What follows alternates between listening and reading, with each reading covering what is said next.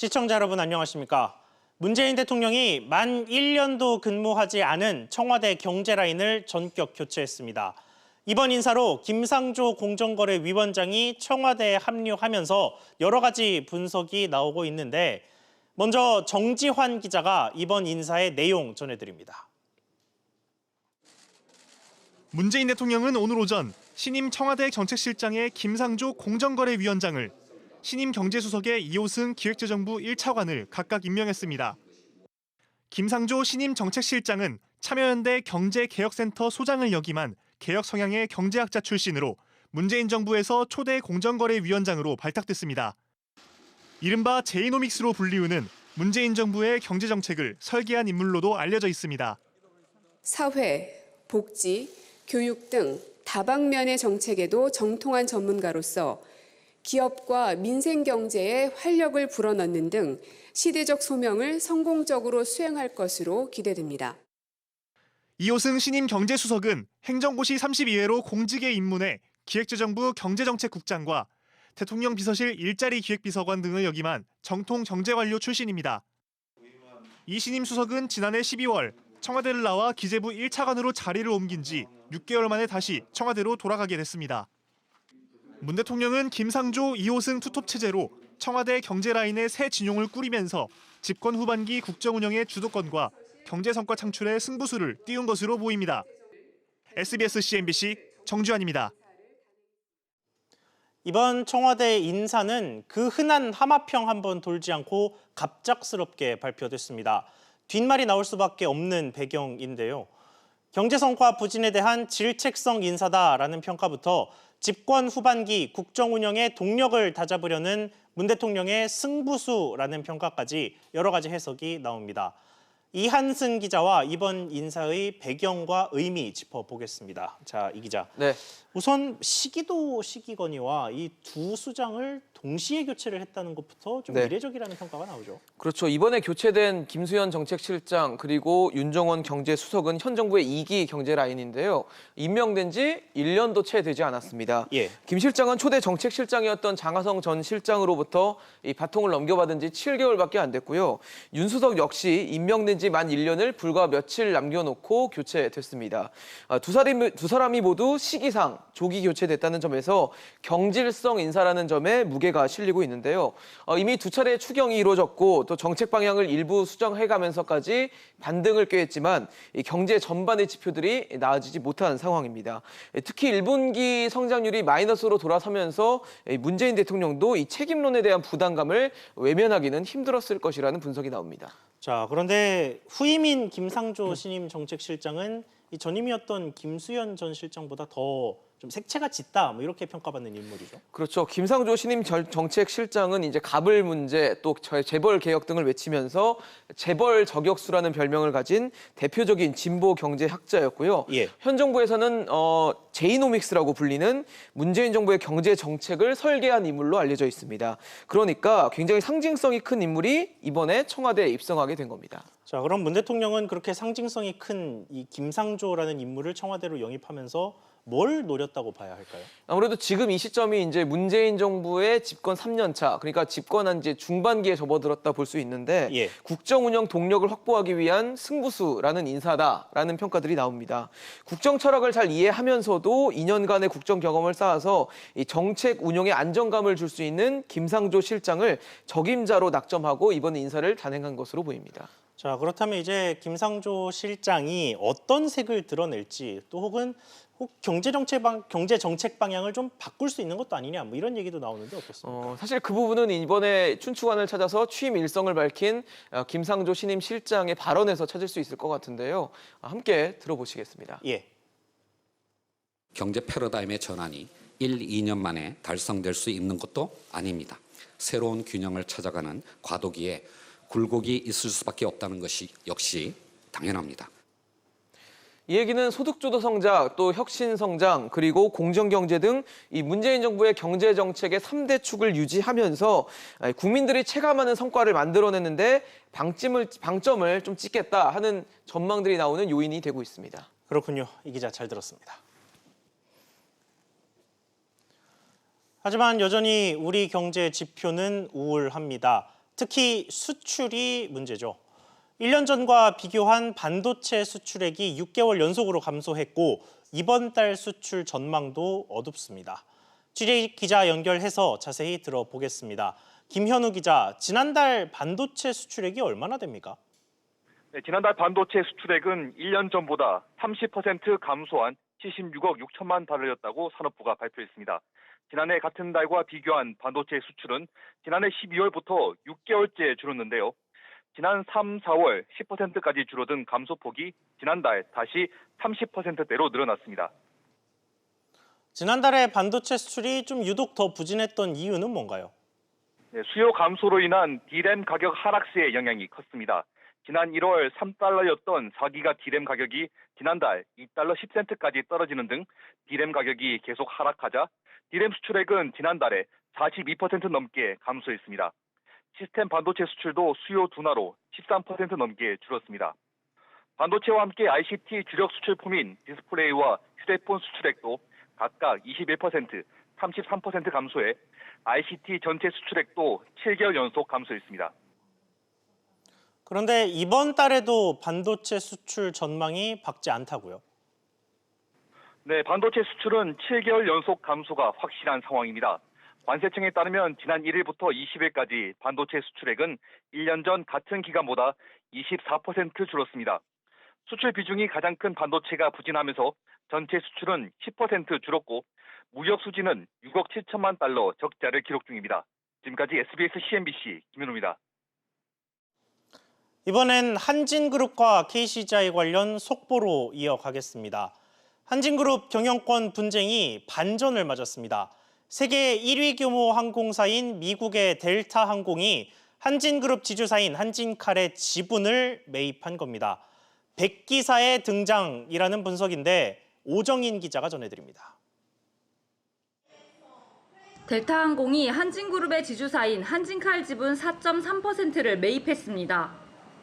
에드 바스티안 델타항공 CEO는 이번 투자가 대한항공과의 조인트 벤처 가치를 높이고 파트너십을 강화하는 기회가 될 것이라고 밝혔습니다.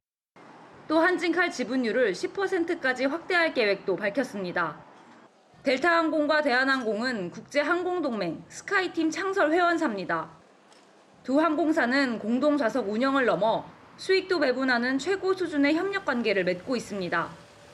때문에 델타가 KCGI와 경영권 분쟁을 겪고 있는 한진그룹의 우호 세력, 백기사로 나섰다는 해석이 나오고 있습니다. 우호 지분의 거다로 저희가 짐작만 하고 있습니다. 내년 주총 표대결이나 우려가 크게 줄어드는 거죠? 저희는 그렇게 보고 있죠. 현재 한진 오너가가 보유한 한진칼 지분은 28.93%, 이대주주 KCGI 보유 지분은 15.98%입니다. 델타항공이 4.3%를 매입하면서 한진그룹과 KCGI의 지분 격차는 완전히 기우는 모양새가 됩니다. KCGI는 예상치 않은 복병을 만났습니다. 협업했던 그 파트너 생각하면 그래도 이제 그 기존의 대한항공의 경영권 유지하는 데 도움을 주지 않을까 하는 측면에서 기대심이 있는 것 같고요. 최소한 20% 이상은 이제 유지를 해야 이제 그 한진이 이제 동원 가능한 지분이 한 30% 내라고 하면은 경쟁을 해볼 수 있지 않나.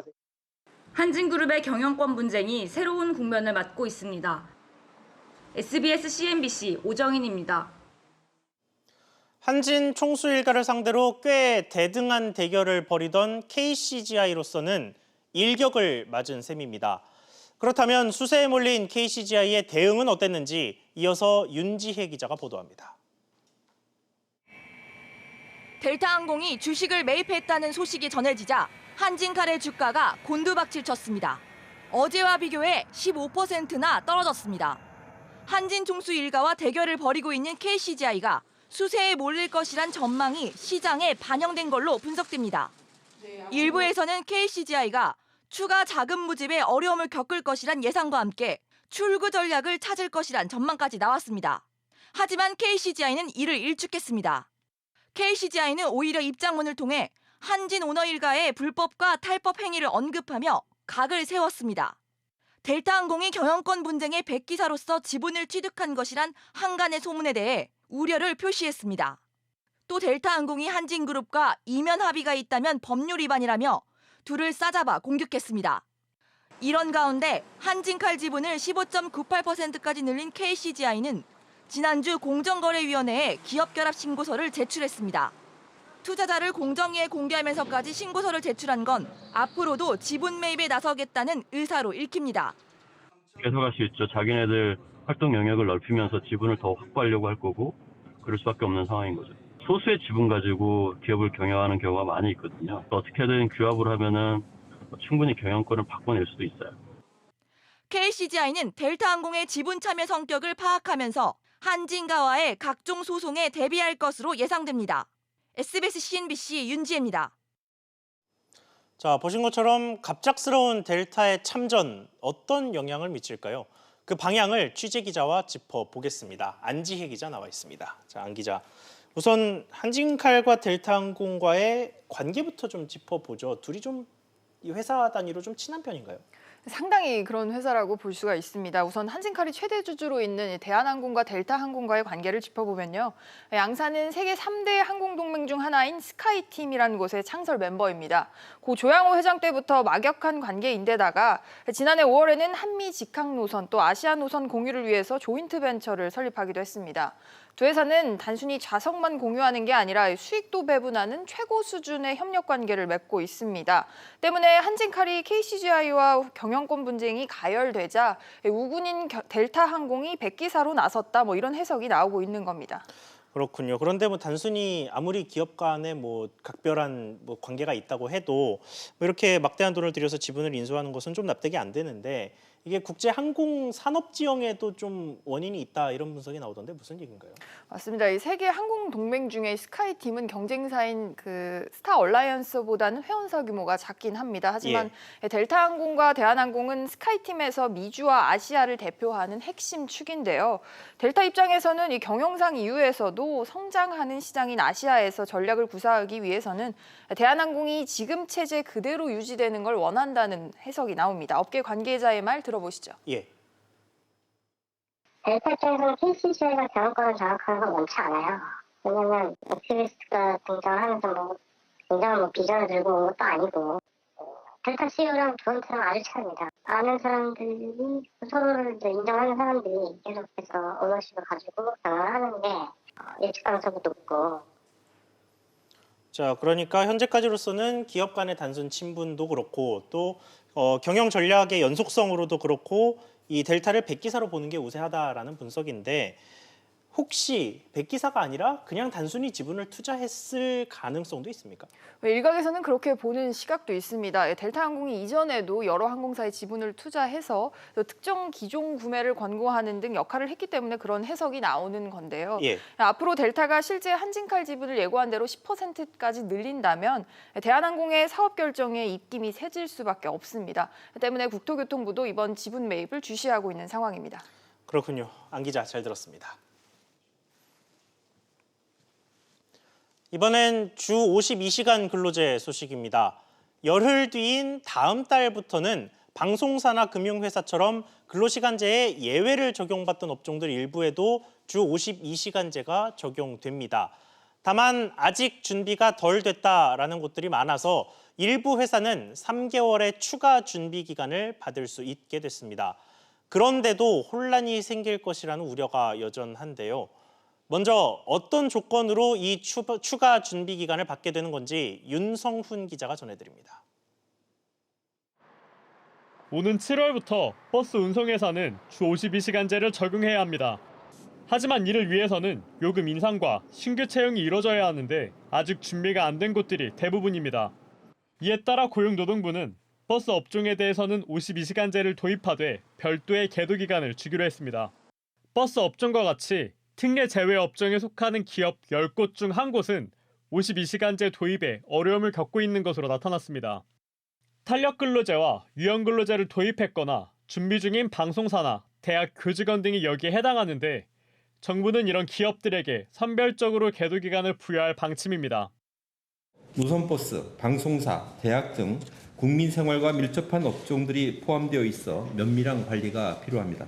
추가 준비 기간이 불가피한 경우에 대해서는 선별적인 계도 기간을 시행하겠습니다. 버스 업종의 경우 신규 인력 채용 등이 진행 중이라면 9월 말까지 석 달간 계도 기간이 주어집니다. 탄력 근로제를 시행하고 있는 사업장의 경우 탄력 근로 단위 기간을 확대하는 입법 절차가 마무리될 때까지 계도 기간을 부여하기로 했습니다. 한편 고용부는 애널리스트와 펀드 매니저를 재량 근로제 대상에 포함해야 한다는 금융계 요구에 대해 적극 검토하겠다고 밝혔습니다.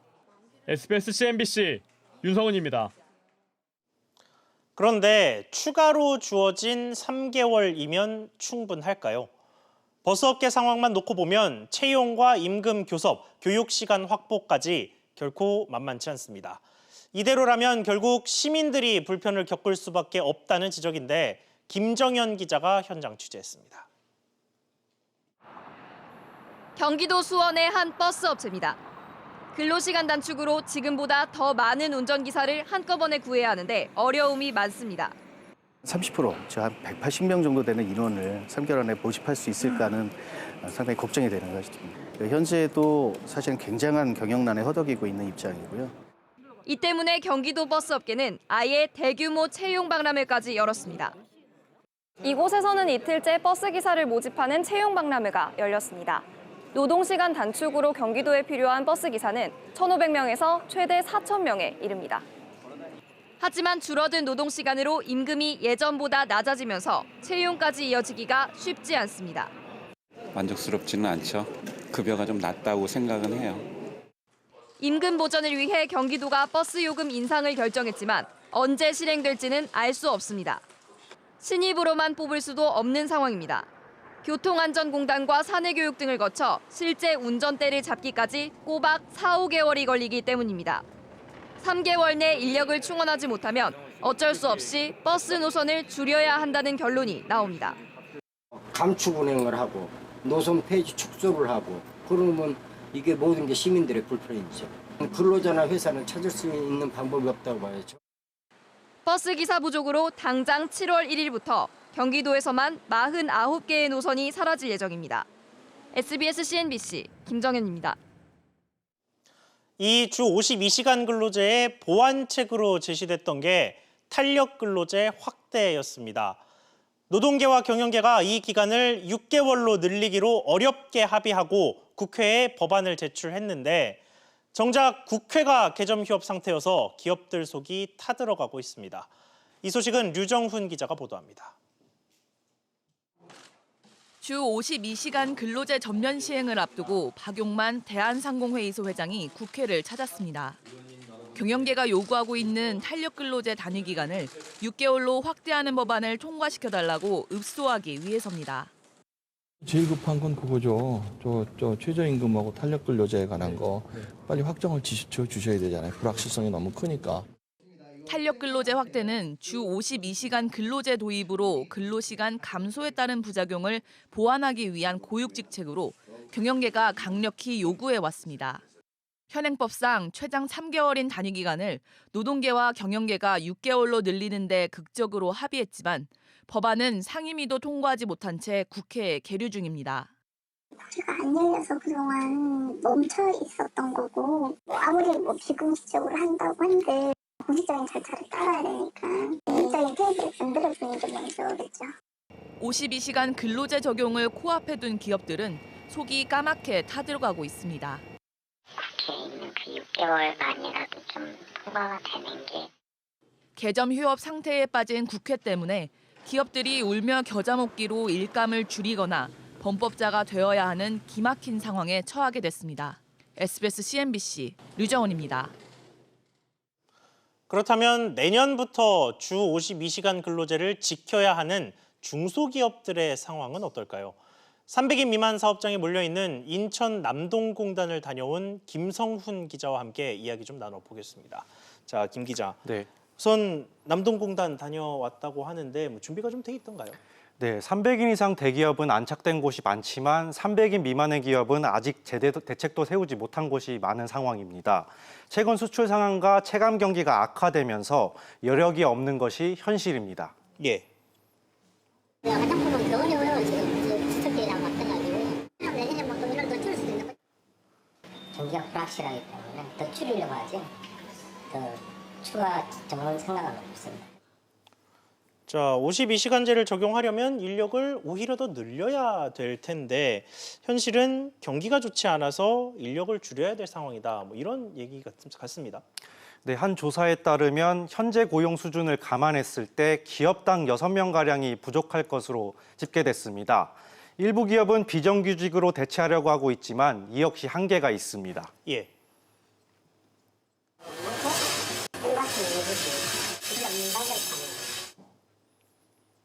자꾸 인원이 바뀌게 되면 그건 결국 이제 품질 저하고 결국은 이제 어떤 불량이 발생을 하는 거고 그런 부분들이 어떤 고객사에서 특별히 발생하고.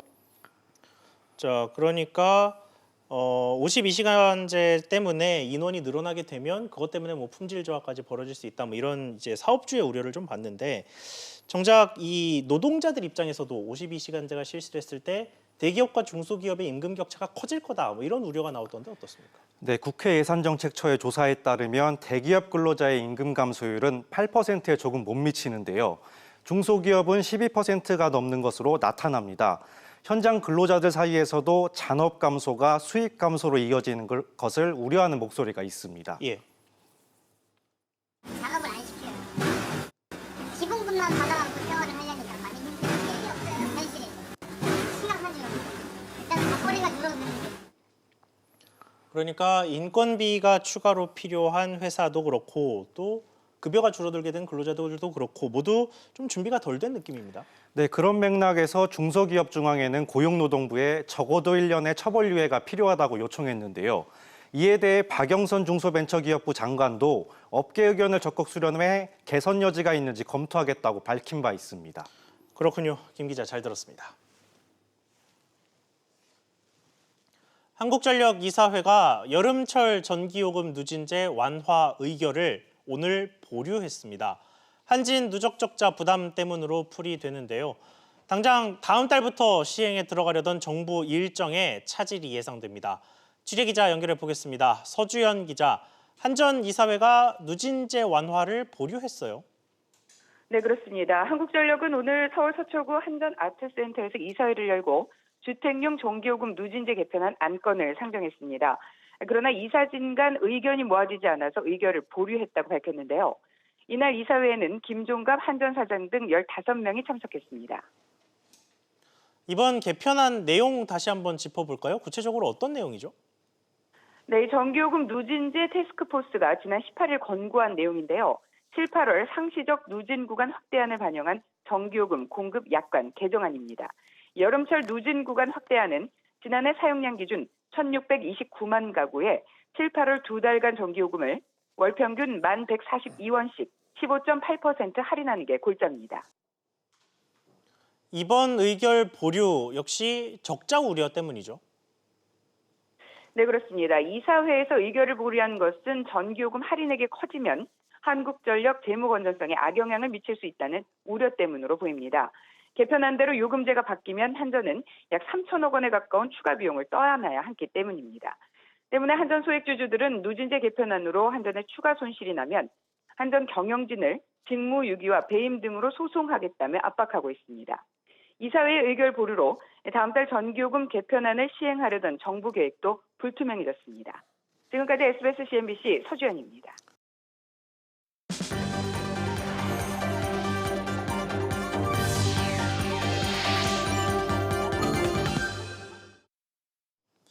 한국주택금융공사는 보금자리론의 7월 금리를 0.2%포인트 내린다고 밝혔습니다.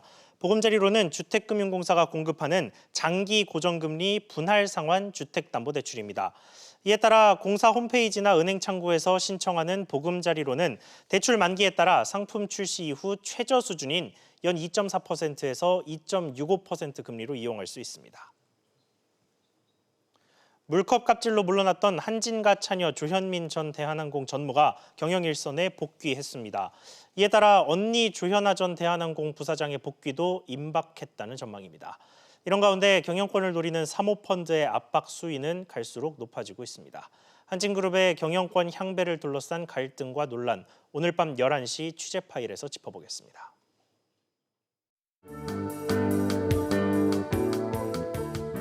안녕하세요. K웨더 라이프스타일 예보 김담비입니다. 이 시각 위성 영상 보시면 강원도와 경북 일부 지역에는 소나기가 내리고 있습니다. 저녁 때부터 그 밖에 서울, 경기, 충청 북부까지 확대되겠는데요. 오늘 저녁까지 최고 30mm의 비가 더 내리다 그치겠습니다.